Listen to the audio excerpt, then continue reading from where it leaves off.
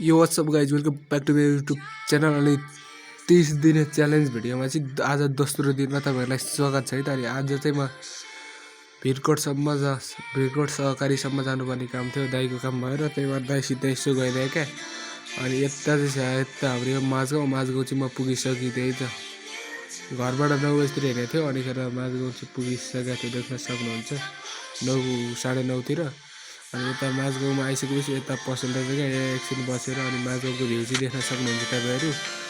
अनि यो चाहिँ छ माझगाउँ तलतिरको जङ्गल। अनि यही जङ्गलबाट हो हाम्रो गाउँमा मान्छेहरू मुर्दा हेर्ने बाटो नै यही हो भन्नुपर्छ। यही हो। अनि यो घरमा चाहिँ पहिला 2 जना केटा र केटी भागेर आएर बसेका थिए एक रात, त्यसो भन्दै थियो क्या। अनिखेर यही हो हाम्रो मुर्दा हेर्ने बाटो भन्ने हो। अनि दाइ चाहिँ तल गइसकेछ, नगइसकेपछि म नि कुदेर गइरहेको थिएँ क्या। म भिडियो बनाउँदा ढिलो भइरहेको थियो। अनि फाइनली आइसक्यो। अनि यता देख्न सक्नुहुन्छ पिपल रोड, यता छ हाम्रो दाइ, अनि यता पसल ससल छ, अनि यता छ हाम्रो सहकारी है त। यो चाहिँ हो सहकारी, देख्न सक्नुहुन्छ। अनि सहकारीमा आएर यसो बसिरहेको छु, काम हुन्छ। दाइ छिरेका खै बाहिरै निस्किँदैनन्, कहिले नि छिरेका आयो कि निस्किँदैनन्। अनि बल्ल तल्ल निस्क्यो है त। निस्केपछि अनिखेर यता खाजा खानालाई पसलतिर आइयो।